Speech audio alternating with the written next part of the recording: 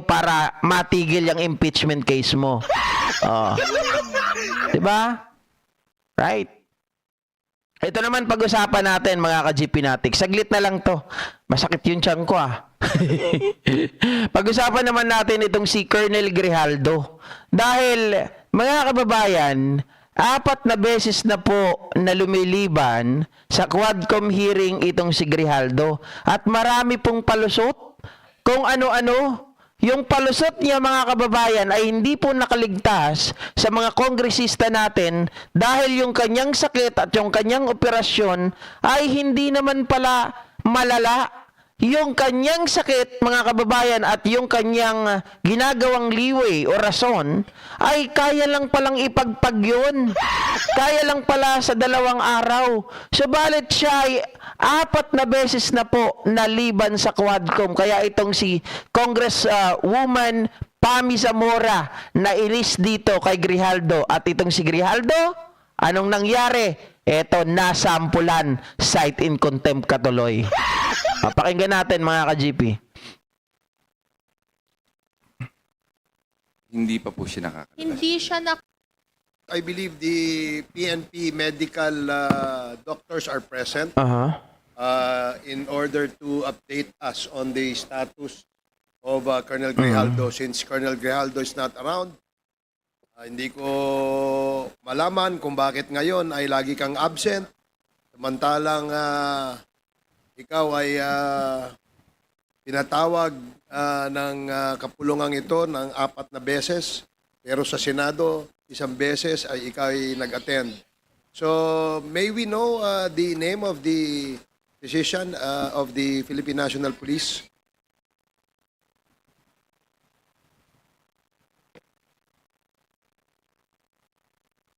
Good afternoon, Sir Chairman, Your Honor, Police Colonel Dominic Guevara, Chief of the PNP General Hospital, Your Honor.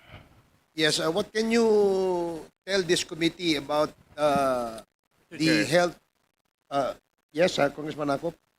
I don't know if the good doctor has taken it out. If the committee wishes to require the good doctor to take his oath, yes, we will. And the first-time attendees of this committee hearing, pwede po ba sabay-sabay na lang para to save on time? Comsec, you are directed to administer the oath of our resource persons that attended this committee hearing for the first time. Those who are attending for the first time, please stand. And please raise your right hand. Do you swear to tell the truth, the whole truth, Leslie nothing but the Hermosa, truth shout in out. this congressional inquiry, so God may help you? Flora Corrales. Yes, sir, the oath has been administered. Okay, maraming salamat. Please identify yourselves and for the record, state your position in the Philippine National Police. Yes, you first, Dr. Colonel Guevara. Good afternoon, Sir Chairman, Your Honor. I am Police Colonel Dominic P. Guevara, the Chief of the PNP General Hospital. The other gentleman, Good afternoon, Your Honors. I'm Police Lieutenant Colonel Leonel R. Garcia, Chief Orthopedic Department of PNP General Hospital. the other gentleman. Your Honor, sirs, I am Police Lieutenant Colonel Donato Lazaro, the Chief PE Section for National Department of Health Service. Okay, thank you. So, we just like to get an update no dun sa status nung health ni Colonel Grijaldo kasi very concerned ang committee sa kanyang health no dahil it seems that after 4 invitations he failed to attend and citing his reason as not feeling well or may have undergone a medical procedure at yung isa naman ay hindi daw siya ambulatory. So, can you please inform this committee, ano ba yung totoong kalagayan itong si Colonel Grijaldo ito?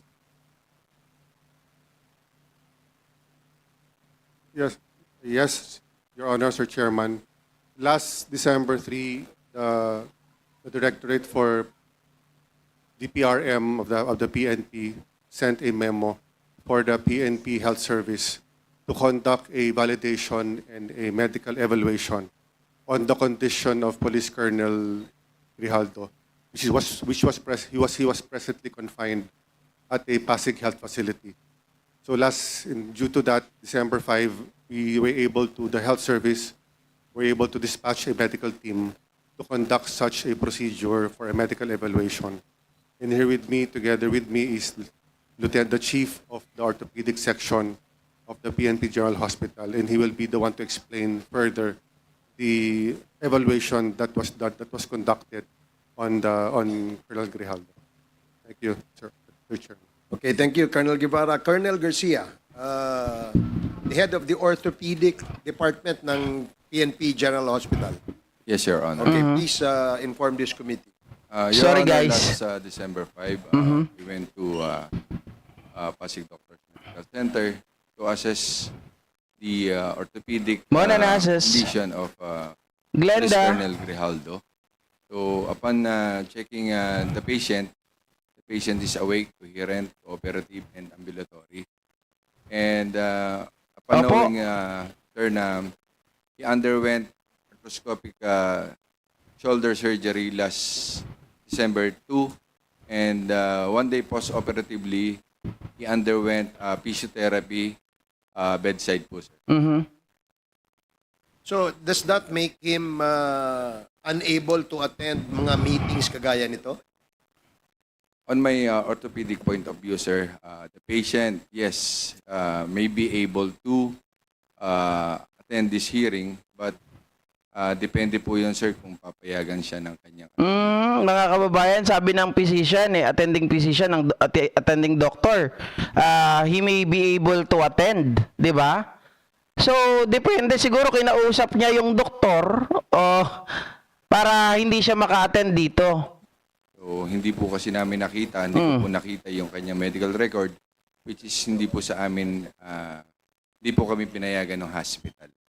Makita yung kanyang Mr. medical Chair, sorry, may I ask? Yeah. Okay, Congresswoman Pami Zamora. Sir, sinabi mo, nakita mo siya ng December 5? Yes, Your Honor. Hindi, December 2 siya nagka-procedure. Opo. And then the next, because when you saw him on December 5, sabi mo, ambulatory siya. Yes, ma'am. Tapos, kailan siya nakalabas? Aray. Hindi po. Dahil dumasig. Hindi siya nakakalabas. Oh. Okay. Is there a reason, would you know, sir, kung bakit hindi siya nakakalabas?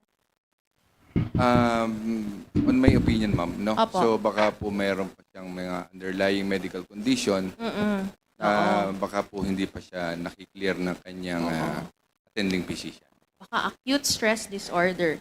Oo. Okay. And so, if the procedure was December 2, because itong katabi ko si Kong PM, nagkaganon din siya eh. Am I right, Kong PM? Yes, Mr. Chair. And how long did it take you to, when you want, I'm sorry, I know this is out of line, but how long, I just want to make sure, kasi naiinis na ako eh. How long did it take you from your procedure to go back home? It took me 2 days, Mr. Chair. Okay, 2 days. So, okay. Mr. Chairman? Yes, SDS Gonzales. Well, Mr. Chairman, sa mga nanonood, mga doktor, ako, 2 knee surgery, MTL and ACL. After my surgery, nagbike na po ako kagad at pinalakad na po ako ng doktor. Baka parang iniunsulto po natin yung mga doktor natin. Parang hindi po yan kapapaniwala, no? At meron po akong broken shoulder sa basketball also. At therapy lang po yan. Hindi po yan inihiga. Pag inihiga mo yan, lalo kang mahihirapan. Ma'am Beth M. Kaya baka nanonood po yung mga doktor dito sa ating bansa o sa ibang bansa. Baka tatawanan po tayo pag yung mga reason nyo, ganyan. Oo. So yun lang po, Mr. Chairman. Ayan. Thank you, Congressman Gonzales. Are you done, Congresswoman Sorry, Zamora? Mr. Chair, I think we've given him what's his name? Colonel Rowena Hector Grijaldo Zalmazan. enough leeway. Sobrang bait na natin sa kanya, and I think it's the right time to make an appropriate motion. Sumusobra na siya. This is, I believe, his 4th time to skip the Quadcom, and pero sa Senate wala naman siyang rotator cuff syndrome. I'm sorry, but I really believe it's high time that with the indulgence of all the chairmen, that I move to cite Colonel Hector Grijaldo in contempt. Seconded. Okay, there's a motion. I was waiting for Congressman Paduano to do that, but anyway, so there is a... Inilagay na tuloy yung corona eh. Ayan oh. Inilipat na yung corona kaya Congresswoman na Pami Zamora. Mga ka-GP Natics, ito kasi nakikita ko dito ano. Etong si Colonel Grijaldo, ginagawa niya lang talaga, it is really too much leeway for him na binigay ng Congress para hindi umattend sa mga hearing. Kasi nakita naman natin, doon sa ano, wala talaga siyang problema eh. 'Di ba? Ang tapang-tapang pa nga niya doon eh, sa Senado. Wala talaga siya naging problema. Walang anything na bakas ng kanyang sakit. Sabi nga nung iba dyan, mukhang nakakuha ng style ni Gloria na may sakit. Kulang na nga lang yung nakalagay sa leeg, mga kababayan, tapos yung wheelchair, di ba? Pero kung tutusin, marami nang nagpatunay, kagaya ng isang congressman kanina, yung medyo malaking tao, mataba, tapos si Cong Gonzales, sinasabi nila yung broken shoulder na yon after the therapy or after the operation, ay ganun na lang. Ipapahinga lang to ng 1 to 2 days, okay na. Kahit 1 day nga lang daw, he can or he could able to attend na dito sa hearing eh. So nakikita natin, etong si Grijaldo, nagiging evasive. Ginagamit niya pong paraan para hindi siya matanong, kasi very ano rin yung sa kanya dito eh. 'Di ba mga kababayan, yung itatanong sa kanya very critical din. At the same time, para malinis yung pangalan ng mga taong sinasabi niya na nangharas daw sa kanya para idamay yung mga tao kagaya nila De La Rosa at yung iba pa. Sila Duterte at sila Bongo at lahat ng mga di ba? Lahat ng mga kakampi nila, mga ka-GP Natics. Nakikita natin na itong mga ito, talagang mukhang nautusan lang ni Bato nung doon sa Senado na nagsalita. Bakit ka matatakot? Kung talagang walang problema, bakit ka natatakot na humarap dito? Ayaw mo bang mag-isa? 'Di ba? Ngayon nagtatago ka diyan sa ospital na ikaw ay nagpapatingin, na ikaw ay nagte-therapy, na ikaw ay may major operation. Na samantalang yung sana ganito, Colonel Grijaldo, dapat nag-isip-isip ka ng mas malalang sakit. 'Di ba? Na yung talagang it really needed an enough time, 'di ba? Like a month or 2 months, ganon, or 5 months, 6 months to recover. Dapat nag-isip ka ng ganon. Ang iniisip mo, broken shoulder lang. 'Di ba? Madaling madaling gamutin, madaling bigyan ng solusyon. At marami pang mga tao na nakakaalam tungkol sa sakit mo. Of course, mga kababayan, sinong maniniwala sa iyo?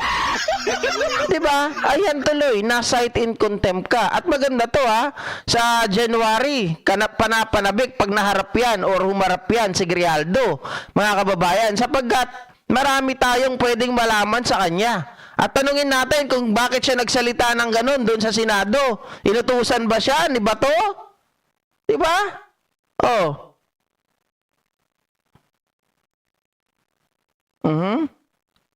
Sabi ni Labing Granny, cancer ang dapat, Labing Granny.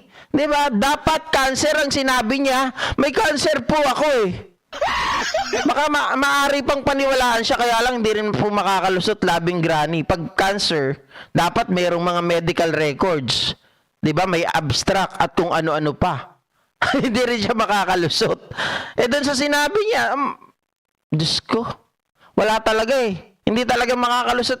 Kapag nagsisinungaling ka kasi, masusukol at masusukol ka, mauubusan ka talaga ng dahilan.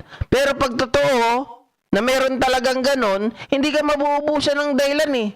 Kasi ibibigay at ibibigay mo talaga yung accurate. 'Di ba? Pero pag ito gawa-gawa lang, ay nako, mauubos at mauubos yan. At talagang sigurado, mabubuko at mabubuko ka. O, sabi ni Beatrice, obviously, inutusan ni Bato.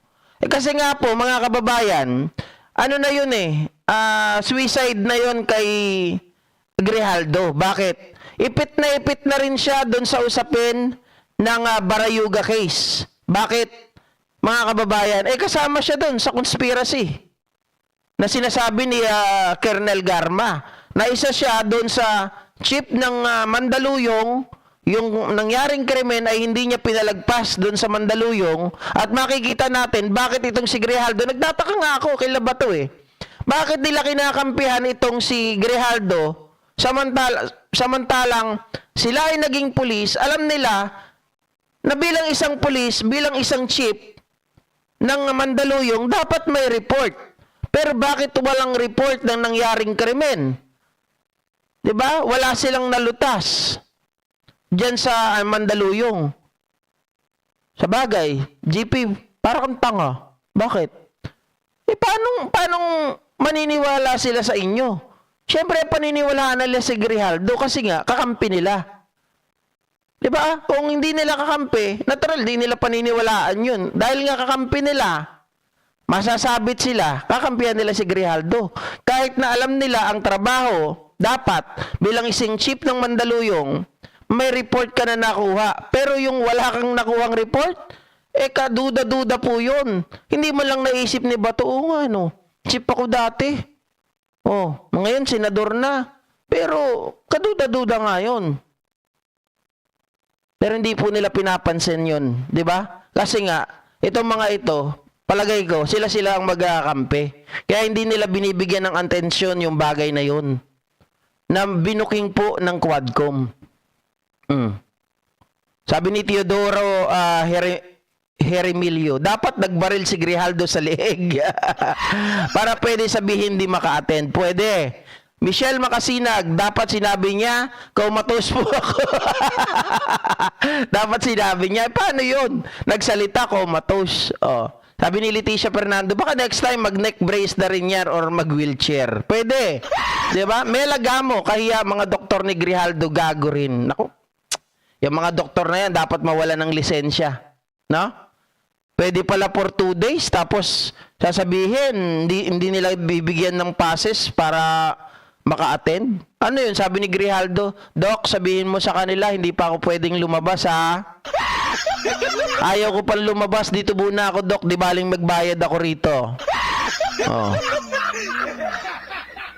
Sabi ni Arlene Villamor, sana nag-bypass na lang siya. Pwede, no? Bypass operation. Kaya lang, pag nag-bypass operation, kailangan pa rin ng mga medical records. Wala pa rin lusot, mga kababayan. Kaya nga dito, pinagtatawanan na lang siya eh. So there is a motion to cite Colonel Hector Grijaldo in contempt for failing to attend the committee hearing of the Quadcom. Sabi ni Patrick Lopez, Doc Money Talks. Yes, Mr. Chair. Fourth time. And this is in violation of Section 11 of our Rules of Procedure governing inquiries in aid of legislation. And this was duly seconded. And no objections was heard. So, Sabi naman ni Flora Corrales, dapat daw nagbigti na lang siya. Para hindi na siya ipapatawag, no, mga kababayan. Pero pwede pa rin siyang ipatawag, ha, pag halimbawa, Flora Corrales, pag nagbigti siya, pwede pa rin siyang tawagin. Okay? Pwede pa rin siyang tawagin. Uy, GP, ginagago mo kami. Medyo. Tawagan niyo po si Ed Kaluwag. Papatawag natin yung kaluluwa nitong si Grijaldo. Di ba? Sabi niyo kasi magbigti eh. Kung magbigti, di ba pag na-deads? Pag na-deads, Wala na. Hindi mo na matawag yung physical na katawan niya dahil hindi nagagalaw yun. Ngayon, patawag natin si Kaluwag. Oh, si Ed Kaluwag, mga kababayan, tatawagin niya ngayon yung kaluluwa ni Grijaldo. Sabi siguro manunod, gago talaga to si GP. Kung ano-ano mga pinagsasasabi. Oh, di ba? Sabi ni Johnny, magtatago na po gaya ni Roque. Hindi yung problema. Di ba nasa ospital pa siya? Doon na ata siya pinaaresto eh. Ayon sa balita na nakuha ko kanina, pinadampot na ata siya doon, mga kababayan. Or, sana tama ako.